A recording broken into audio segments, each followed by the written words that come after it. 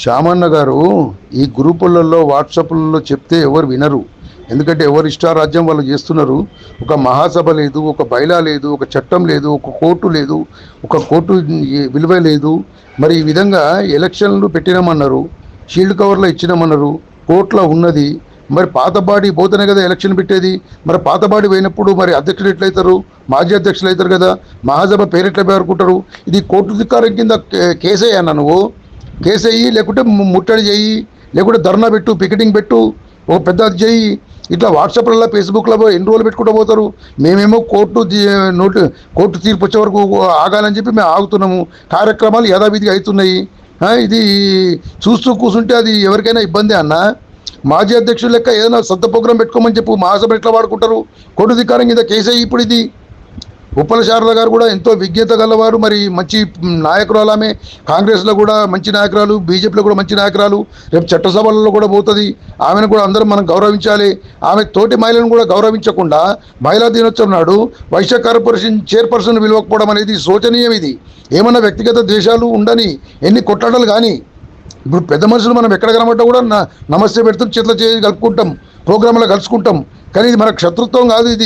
ఇది కుల పంచాయతీ, బంధుత్వ పంచాయతీ కాదు, ఒక వ్యక్తిగత పంచాయతీ కాదు. మహాసభ కోసమే మాట్లాడుతున్నాం మనం. మహాసభ ముఖ్యం, వ్యక్తులు ముఖ్యం కాదు. ఎవరైనా ప్రోటోకాల్ పాటించవలసిందే విధిగా. మీరు ఒక పిలుపునియండి, అట్లాంటి సభకు ఎవరు పోవద్దు మహిళలని చెప్పండి. మీరు మహిళలను గౌరవించే సభకు మహిళలు వెళ్ళకూడదని ఒక నోటీస్ ఇవ్వండి, ఒక బోర్డులు పెట్టండి, పత్రికా ప్రకటన చేయండి, వాట్సాప్ గ్రూపులలో పెట్టండి, మహిళలను చైతన్యపరచండి. అప్పుడు ఏర్పడుతుంది. నువ్వు వాట్సాప్లలో మెసేజ్లలో ఇట్లా పెట్టుకుంటూ పోతే ఇంటర్వ్యూ ఊకుంటారు అంతే. ఎప్పుడు కానీ పొయ్యి కింద చెక్క పెడితేనే మీద పేలాలు ఎగురుతాయి. నువ్వు మీ అంతలో మీరుండి, మా అంతలో మేముండి ఇట్లా ఉంటే ఎన్ని అరచకాలు జరుగుతుంటే ఎన్ని చూసుకుంటూ కూర్చోవాలి? ఏదో ఒకటి కట్టడి చేయాలా? ఎవరో ఒకరు అధ్యక్షులు కాండి, మాకు అభ్యంతరం లేదు. ప్రణాళికాబద్ధంగా, ప్రజాస్వామ్యంగా మహాసభ నియమాల ప్రకారము కావాలి, లేకుంటే కోర్టు తీర్పు ద్వారా కావాలి. అప్పటిదాకా ఓపిక లేకుండా అధ్యక్షులు మహాసభ అధ్యక్షులు పెట్టుకుంటే ఎంతవరకు సబబు ఇది? శారదక్క గారు, మీరు ఇప్పటికైనా గ్రహించి మా అందరి మన్ననను తీసుకొని సుజాత గారిని ప్రోటోకాల్ ప్రకారము పిలిచి మీరు సత్కరించి, మీ తప్పు లేకుండా మీరు చేయాలి. లేకుంటే మీరు ఈ విధంగా చేస్తే మేము కూడా వ్యక్తిగతంగా మీరు నిలబడ్డా కూడా మీకు మద్దతు ఉండదు. మీకు కూడా మేము వ్యతిరేకంగా చేయవలసి వస్తుంది. ఎందుకంటే సాటి మహిళలను గౌరవించడం మా ప్రత్యేక నిబంధన. ఎందుకంటే మహిళలు పైకి రావాలి, మహిళలు రాజకీయంగా ఎదగాలి, మహిళలు మంచి పొజిషన్లో ఉండాలని మేము కోరుకుంటాం. ఇంకా శారదక్క అంటే సీనియర్ నాయకురాలు, మహాసభ నాయకురాలు, కాంగ్రెస్ నాయకురాలు, బీజేపీ నాయకురాలు, రేపు కాబోయే నాయకురాలు. అది మీరు దృష్టిలో పెట్టుకోండి. కొందరు చెప్పిన మాటలు మీరు నమ్మొద్దు దయచేసి.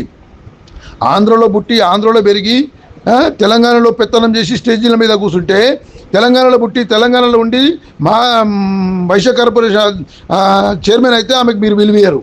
అంటే ఆంధ్రలకు ఇంతకుముందు వృత్త పురుషోత్తం గారు మహాసభ అధ్యక్షుడు నిలబడతా అంటే ఎంత వ్యతిరేకత వచ్చిందో మరి అది కూడా చేయగలుగుతాం మేము. మీకు అందరు సమానమే ఉండాలి. మీరు వ్యక్తిగతంగా ఒకరిని దూషించి ఒకరిని పైకి లేపే ఉద్దేశం ఉండొద్దు. శారద గారు దయచేసి మీరు ఒక అక్కగా చెప్తున్నా, మీరు ఇప్పటికైనా మించకపోయింది లేదు. మీరు ఆహ్వానం పలకాలి, స్టేజ్ మీద కూర్చునబెట్టాలి, సన్మానం చేయాలి, అవకాశం ఇవ్వాలి, అందరినీ కలుపుకపోవాలి. ఇది మీ అందరూ సంతోషపడే విధంగా మీరు మార్పు చెందాలి, మార్పు చేయాలి. మీరు మాకు ఆదర్శంగా ఉండాలి, అందరికీ ఆదర్శంగా ఉండాలి.